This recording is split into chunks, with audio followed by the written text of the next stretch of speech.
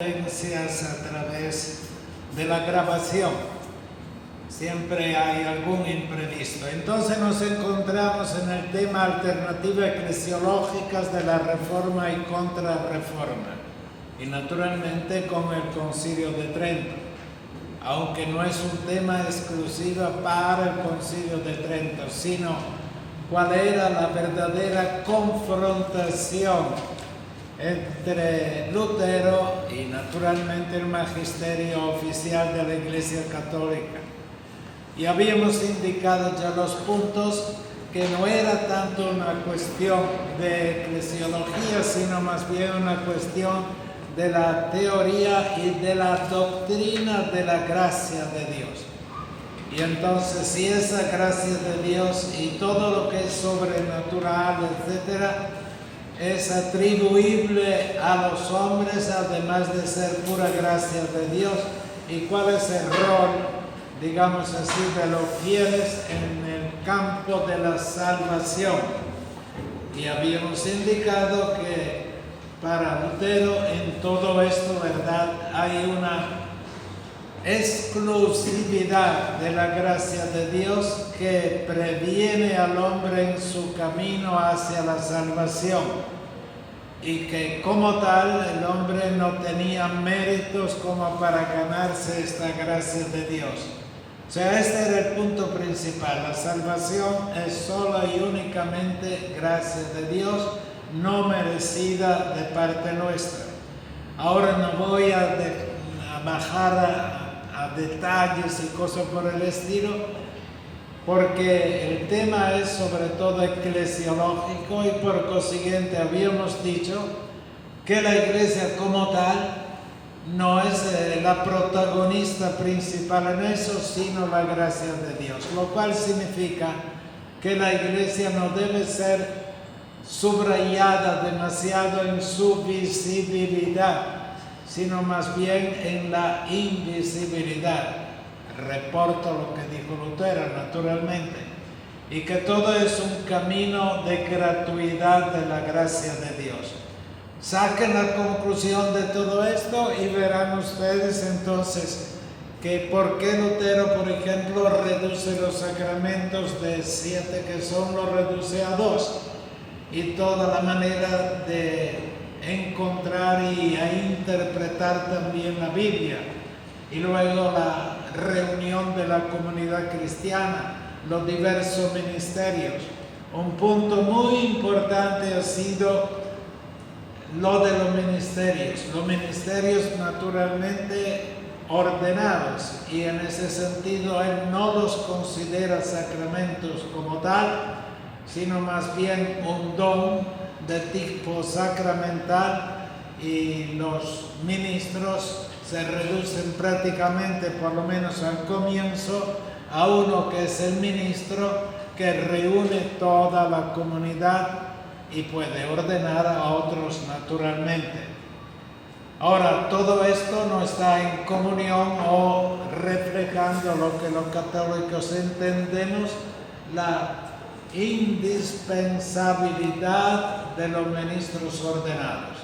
O sea, el ministro obispo, el ministro presbítero y el ministro diácono, como lo hemos visto ya en la indicación del desarrollo de los ministerios durante la Edad Media y luego en la Edad Patrística.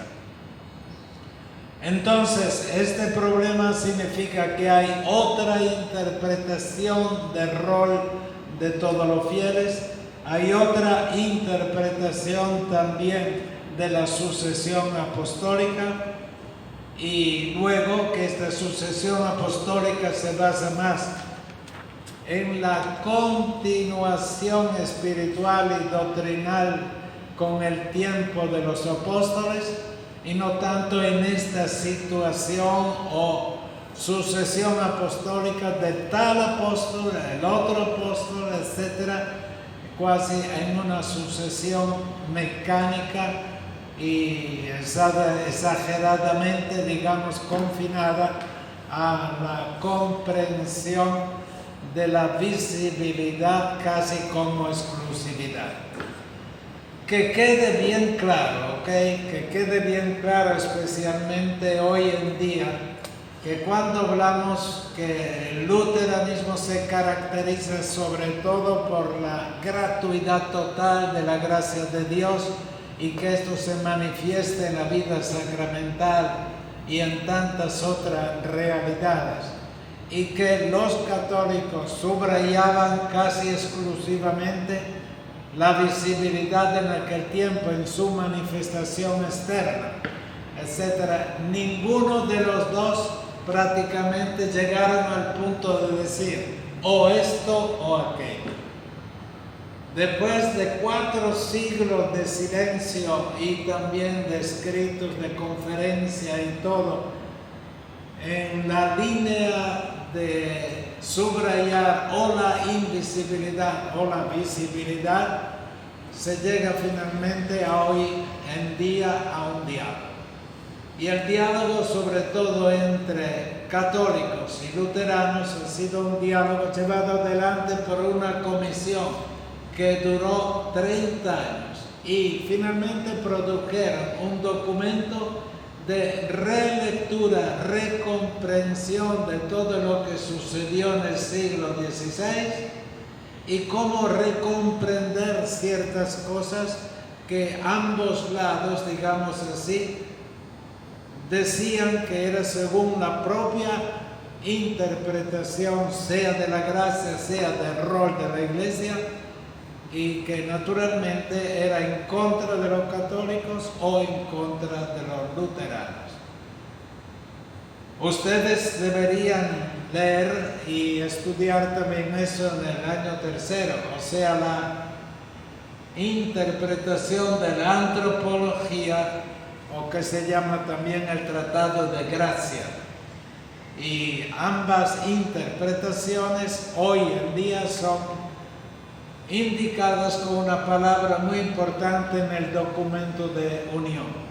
En ese documento, después de haber presentado cómo sucedió aquella división entre católicos y luteranos, dice una frase escultórea: después del estudio hecho, después de haberse confrontado a nivel de comisiones, etcétera, sobre este hecho tan importante de la Iglesia, podemos decir que las causas de la división doctrinales de aquel tiempo, con el nuevo estudio hecho, con la nueva confrontación, con la metodología del diálogo, ya hoy en día están esclarecidos.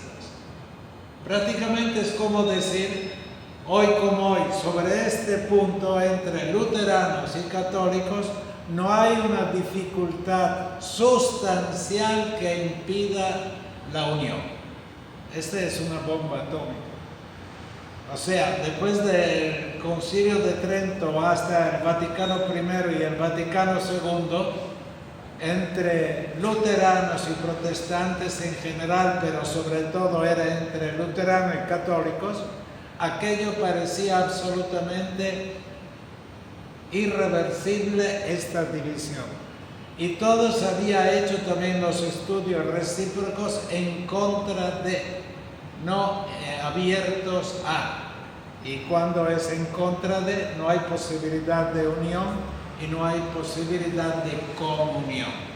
Y luego en aquel famoso documento se dice todos los puntos que han sido estudiados y que ahora tanto los luteranos como los católicos están de acuerdo en esta interpretación última dada. Y luego la segunda parte de ese documento dice, hay cosas que todavía necesitan más ilustración y hay cosas sobre las cuales todavía el diálogo no ha terminado. E indica cuáles. Y luego al final también una cosa, hay alguna cosita que hoy como hoy no vemos todavía que se pueda producir esa unión. Bueno, naturalmente lo mejor sería leer ese documento, y cuando yo daba clases de antropología sobre todo aquí el tema de la gracia, nos obligaba prácticamente a los alumnos a leer el documento de reunificación, y sobre todo por el hecho que el documento, una vez elaborado por los teólogos, etc., fue entregado a las últimas autoridades. El que guiaba la comisión, digamos, el resultado final de la comisión de los católicos, era el cardenal Ratzinger, que era el jefe del documento o del departamento de la doctrina de la fe en la Iglesia Católica. Y él mismo, pues naturalmente el Papa lo consultaba continuamente. Fue él mismo que en cierto sentido dijo, de parte de la Iglesia Católica, con esta nueva recomprensión y relectura, etcétera, podemos decir que esta interpretación última y con la autoridad del Papa, y el Papa mismo aprobó todo esto, lo que eran las causas principales de la desunión desde el Concilio de Trento hasta hoy ya no rige. ¿Okay? Y este es el motivo también porque el Papa actual, que se celebró el año pasado exactamente en el mes de octubre, se celebraron los 500 años de la división entre luteranos y católicos, la famosa tesis de la Catedral de Wittenberg, etcétera, etcétera. Y el Papa, vaya hecho extraordinario, fue a Suecia, a Lund, que era la sede exactamente donde se firmaron los documentos, etcétera, y se abrazó con, en este caso era un arzobispo, no un arzobispo, como la máxima autoridad de la Federación Mundial Luterana. ¿Ok? Esto en pocas palabras, naturalmente.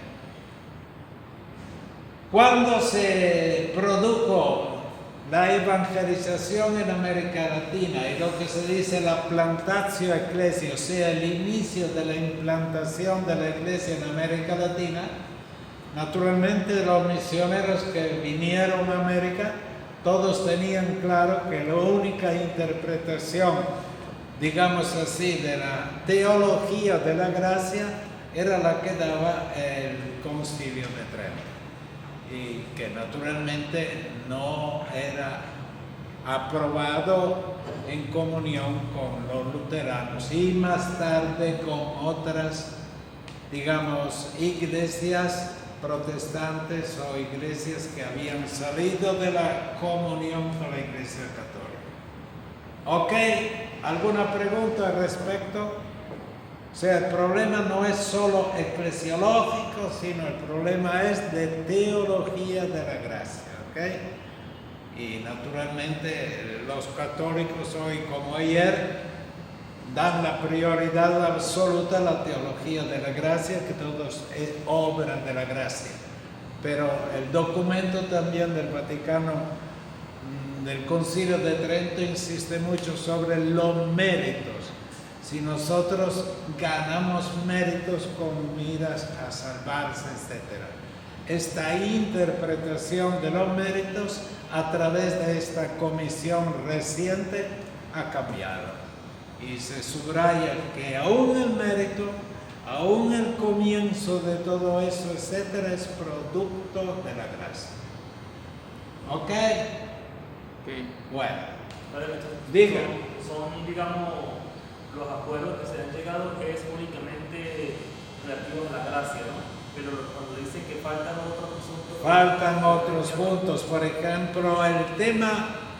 Si usted insiste mucho sobre el aspecto, digamos, invisible, etc., a cierto punto haces como un análisis de ciertas realidades que para los católicos son muy familiares, muy conocidas, y para los luteranos no. Por ejemplo, los ministerios, y sobre todo el ministerio ordenado. Uno de los puntos principales de que no podemos concelebrar, etcétera, es que no estamos de acuerdo sobre cómo ellos presentan el ministerio ordenado. Para ellos no es sacramento. y entonces es una ordenación, ¿verdad?, con miras a la conducción de la iglesia como tal, etc. Tanto los ministerios no ordenados o de los laicos, como los ministerios ordenados, y ellos llegan a tener solo un ministerio ordenado, que era el coordinador, digamos así, o el ministro de la comunidad como tal. Sería el correspondiente al presbítero como tal. Pero aún hoy, con respecto a eso, yo vengo de Papua Nueva Guinea, los luteranos de aquella zona, desde hace décadas ya han introducido también ellos el obispo, con diferencias serias de cómo se concibe el obispo, etcétera, en la Iglesia Católica.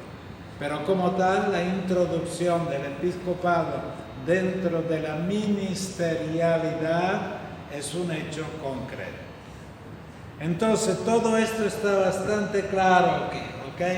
Así que véanse eso, confróntelo, y creo que hay también alguna pregunta del examen como tal. A propósito del examen, y que me oigan también los que no están, será el 6 de noviembre, que es un viernes, se hará en la sede del ITER a las 8:30 de la mañana, ¿ok? Y que traiga lo necesario pues para escribir, etc. Y calculo 1 hora y media, 2 horas, depende del número de las preguntas.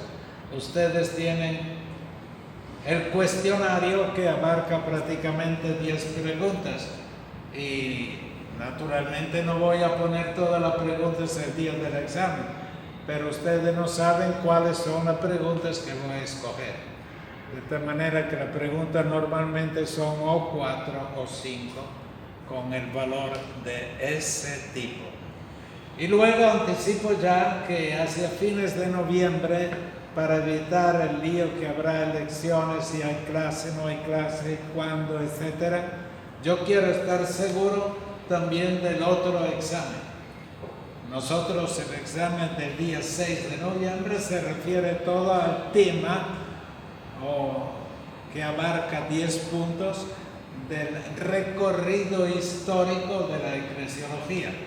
Y entonces la segunda parte, que es el tema 3, 4, 5 y 7, eso lo veremos en noviembre, si no todo parte de eso, y de allí voy a sacar lo mismo, sea un cuestionario, y el día 27 de noviembre, con la misma metodología de ir al ITER y sentarse allá, etcétera, haremos el segundo examen. Ok, de todos modos esto será comunicado cuando hagamos el primer examen, explicando en qué va a consistir. Bueno, entonces ahora viene la contrarreforma. Contrarreforma, aquí ustedes léanse todo esto, etcétera, y dirán a un cierto punto, ustedes mismos dirán, pero esto es lo que ya sabemos. Y es cierto, lo que ustedes han aprendido en la preteología, antes de entrar de lleno en teología, sea en el catecismo oficial de la Iglesia Católica, y luego también parte de otros tratados, etcétera, es lo normal de la creencia, o cómo la Iglesia Católica planteaba estos temas tan agudos y al mismo tiempo tan importantes, de ver de forma diferente todo esto hasta el punto de llegar a la excomunión entre católicos y luteranos. Prácticamente no sucedió nada desde el Concilio de Trento hasta el Vaticano I de valor de un concilio ecuménico. No hay ningún concilio ecuménico por 5 siglos, ¿ok? Y cuando se celebró el Concilio Ecuménico Vaticano I, convocado por el Papa Pío IX, él mandó una carta de invitación a los líderes de varias iglesias protestantes, entre los cuales uno de los primeros naturalmente son los luteranos, y los invitaba como participantes, invitados, pero no con derecho de voto, en las discusiones, digamos, del Concilio Ecuménico Vaticano I. Y usó una frase, como ya les había dicho, es una carta de invitación a que vuelvan al rebaño, como para decir al rebaño de la Iglesia Católica. Y esa frase y el contexto fue suficiente para no aceptar esa invitación. Y después veremos por qué. Entonces ahí entra el tema del ecumenismo. Entonces, etapas principales de estas relaciones encontradas. Ese es el penúltimo párrafo de la página 11. ¿Okay? Dice lo siguiente: etapas principales de estas relaciones encontradas, o sea, del desacuerdo doctrinal entre católicos y luteranos. ¿Cuáles son? La etapa de la controversia, o sea, el papado, el sacerdocio ministerial, como les dije, el sistema romano en general, obviamente el tema teológico subyacente es el tema de la justificación, o sea, el tema de la gracia. Ese es el tema subyacente. La ruptura con Lutero plantea una cuestión importante e insoslayable. ¿Cuáles son los criterios de conocibilidad? ¿Con qué poder discernir la verdadera iglesia de Cristo? Bueno, aquí llegamos al punto de aquel famoso verbo que les indiqué en las primeras lecciones. ¿Cuál es el verbo?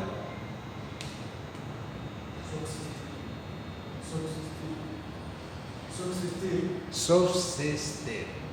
Entonces, en ese tiempo, pues, si veremos por qué, no existía ese verbo aplicado aquí al tema cómo discernir la verdadera iglesia de Cristo. Luego, la teología fundamental elabora el tratado de Vera Ecclesia Christi, y esto naturalmente es un planteamiento apologético. Y luego las notas de la iglesia también, cómo deben ser interpretadas. Y luego pertenencia a la iglesia. Después del Vaticano I, después del Concilio de Trento, hubo un teólogo jesuita, digamos, al comienzo, porque prácticamente la orden de los jesuitas nació junto con el Concilio de Trento. Y varios jesuitas de la primera hora fueron invitados como teólogos en el Concilio de Trento. Entre estos teólogos, después de terminado el Concilio de Trento, había un tal Bellarmino, que era un cardenal. Y él tenía fama de ser uno de los doctores más ilustres de aquel tiempo. Y él se dedicó, diríamos, a este punto. ¿Cuáles son los criterios para decir la Iglesia Católica es la verdadera? Y naturalmente, como consecuencia, el luteranismo no era. Y él se basa, entonces, los criterios de pertenencia son de tipo casi exclusivamente externo, visible, como habíamos dicho. La negación luterana del rol y ministerio del Papa, tal como la mantenía la teología tradicional, influye en la insistencia eclesiológica católica de la sumisión y obediencia doctrinal y jurídica al Papa. Esto lo veremos en la tesis penúltima. Y la insistencia sobre la sumisión y obediencia doctrinal y jurídica al Papa, como criterio imprescindible de pertenencia eclesial y eclesiástica. El tema del episcopado no fue tratado en forma específica por el Concilio de Trento, pero naturalmente la posición de los luteranos era reducir el ministerio ordenado solamente al presbiterado. Y de último, Hubo también problemas con lo de la verdadera iglesia. Calvino era otro protestante líder que seguía naturalmente a Lutero y había desarrollado una eclesiología luterana en la parte de Ginebra de aquel tiempo. Pues. Tanto Calvino como también otros líderes de tipo seguidores prácticamente de Lutero. Entonces, el único fundamento de la iglesia es la elección de Cristo, dice Calvino. Y Bellarmino dice lo siguiente y da su definición.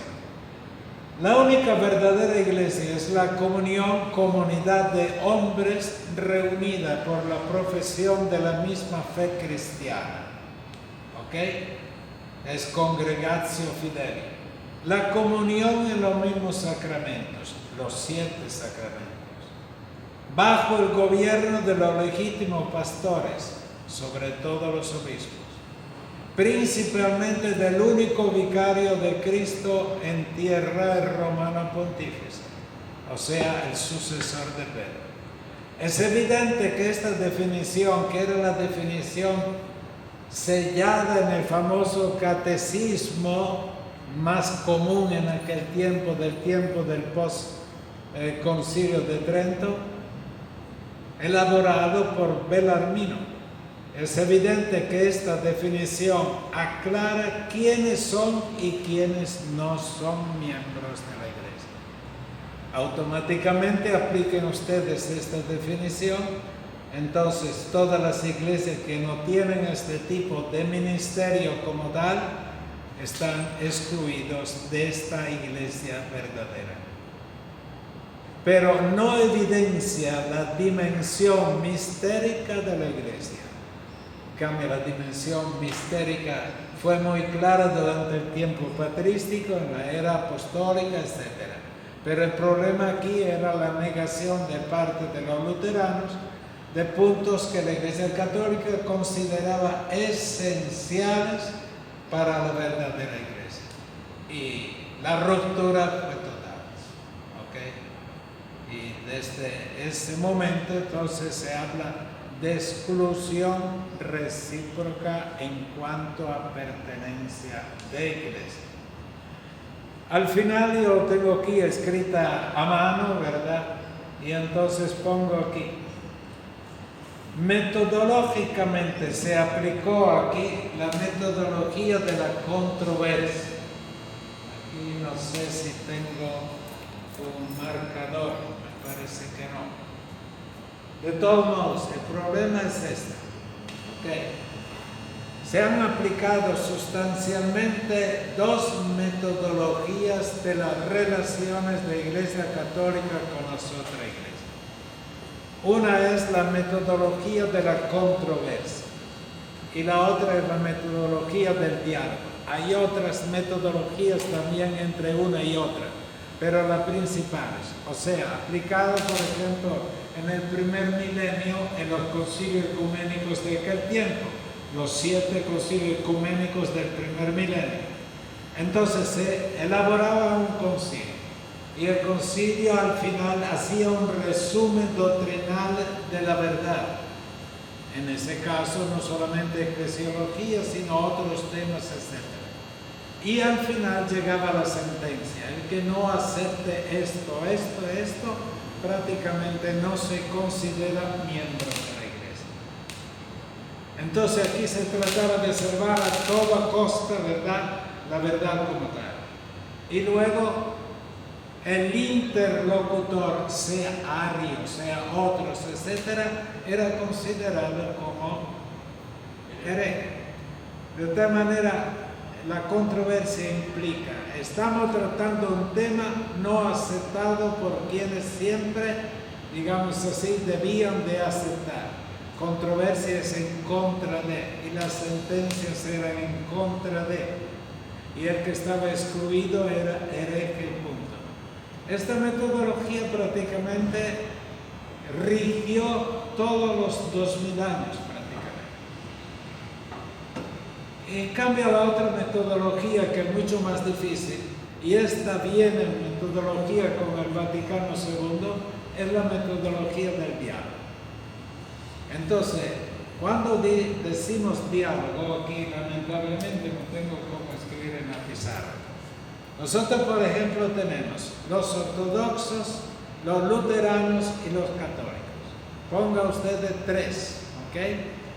Estos 3 dicen en un cierto punto, no te voy a excomulgar recíprocamente, ¿verdad? Y no voy a insistir abstractamente sobre la iglesia verdadera. Entonces se sientan en 3 sillas diferentes, pero formando un círculo y dialogan. ¿Cuál es el punto de divergencia que tuvimos en la historia? Ok, el punto de divergencia con Oriente fue este. El punto de divergencia con los luteranos y los católicos fue este, sobre todo en eclesiología y el tema de antropología teológica. Entonces viene la historia, nombra una comisión, y esta comisión es comisión oficial dada por las autoridades de esa iglesia. Y luego los integrantes de esa comisión van siendo sustituidos de vez en cuando.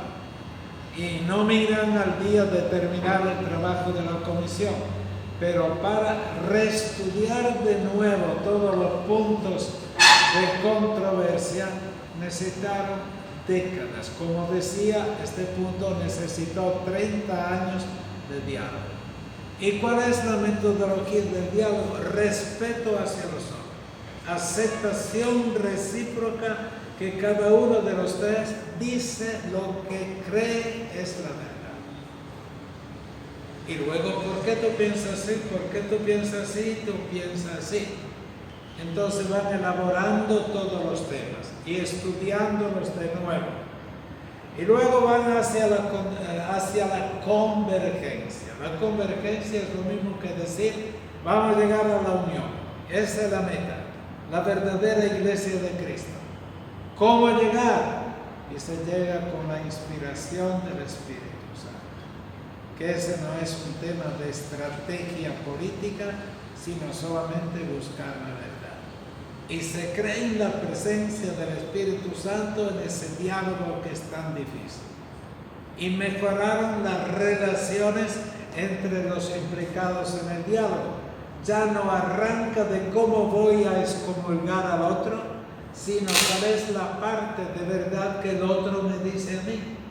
Y que quizás en otro tiempo, con otros planteamientos, no habíamos visto bien. ¿Y cuál sería el punto para confrontarnos y decir esto es verdad? Cuando se llega a esto, se elabora un documento. Y el documento al final es sujeto a las autoridades de cada una de la iglesia. Y ellos dicen a través de las autoridades, sí, la Iglesia Católica acepta el resultado de este diálogo. Ahí los luteranos dijeron lo mismo. Los ortodoxos están diciendo lo mismo, pero ninguno se atreve todavía a decir, vamos a concelebrar juntos. No se ha llegado a eso. Pero al final, ninguno queda excomulgado. ¿Okay? Y la meta no es excomulgar al otro, sino buscar la convergencia con nosotros. Y si no se llega a la convergencia, ni siquiera en ese momento uno excomulga al otro. Sino uno dice, bueno, demos tiempo al tiempo, esperemos otra investigación hasta llegar a la meta como tal. Y todo esto se ha hecho en los últimos, prácticamente en el último siglo.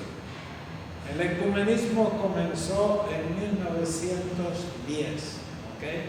En el mundo protestante, y luego progresivamente se unieron también en este diálogo ortodoxos y también los católicos con el Vaticano II.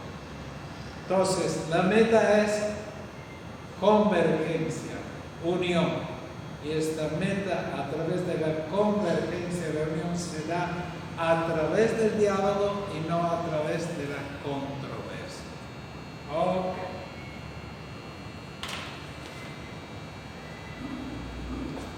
Entonces aquí pongo que la causa principal de la división de la iglesia con Lutero fue unilateral insistencia en la visibilidad de la iglesia campo católico, invisibilidad en campo protestante. Segundo, la autoridad del Papa y de los obispos como tal fue un obstáculo muy grande.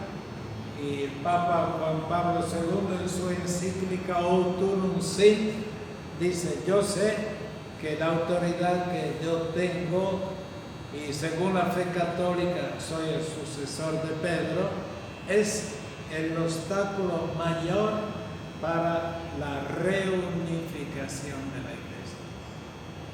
Tener conciencia de eso es muy importante. Y luego, en cambio, sin la falta de unidad en las decisiones últimas, etcétera, como es la Iglesia Católica, se da en el mundo protestante una proliferación de iglesias. Ninguno le para el tronco. Hoy en día no se pueden contar los miles de iglesias que hay que no están en la comunión con la Iglesia Católica. Cuando no hay más una autoridad última, la autoridad última debe ser visible, naturalmente lo otro sí. Y se discute hoy en día mucho. Pongamos el caso que la iglesia se reúne y que haya una sola iglesia. Entonces dice: ¿y quién será, entre comillas, el nuevo Papa? Hablaremos del Papa.